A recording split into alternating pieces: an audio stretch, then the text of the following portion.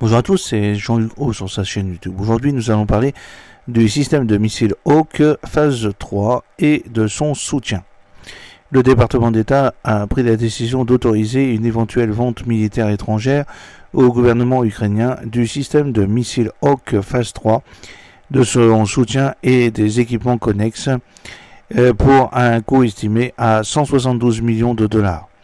L'Agence de coopération pour la sécurité et la défense a délivré la certification requise et notifié le Congrès.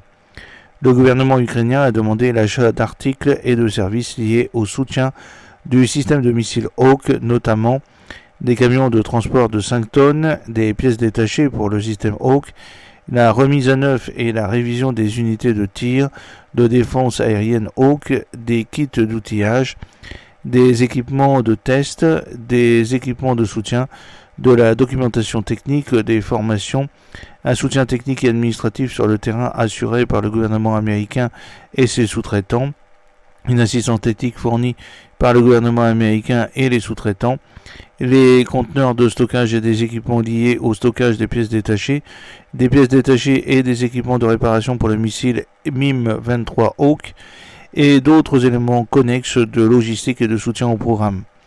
Le coût total du programme est estimé à 172 millions de dollars. Ce projet de vente soutiendra les objectifs de politique étrangère et de sécurité nationale des États-Unis en améliorant la capacité de l'Ukraine à assurer sa propre défense. Ce projet de vente améliorera la capacité de l'Ukraine à faire face aux menaces actuelles et futures en la dotant de moyens renforcés pour mener des missions d'autodéfense et de sécurité régionale. L'Ukraine intégrera sans difficulté ses équipements et services dans ses forces armées. La vente proposée à ces équipements et services ne modifiera pas l'équilibre militaire de base dans la région. Les principaux contractants seront Sielman Corporation, situé à Volos, en Grèce, RTX Corporation, situé à Andover, dans le Massachusetts, et Project XLX, qui est situé à Huntsville, en Alabama.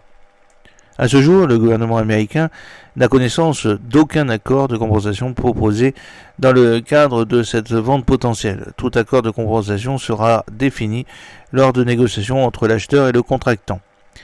La mise en œuvre de ce projet de vente nécessitera des déplacements temporaires en Ukraine d'environ 5 représentants du gouvernement américain et 15 représentants du contractant.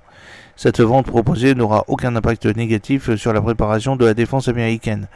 La description et la valeur en dollars correspondent à la quantité et à la valeur en dollars des plus estimés, basées sur les besoins initiaux.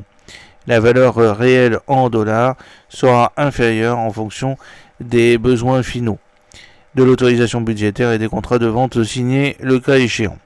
J'espère que cette petite vidéo vous a plu. N'oubliez pas de cliquer sur le pouce pour la promouvoir, de vous abonner si ce n'est pas encore fait et de partager cette vidéo sur vos réseaux sociaux. A très bientôt. Fidèlement, Jean-Luc Haut.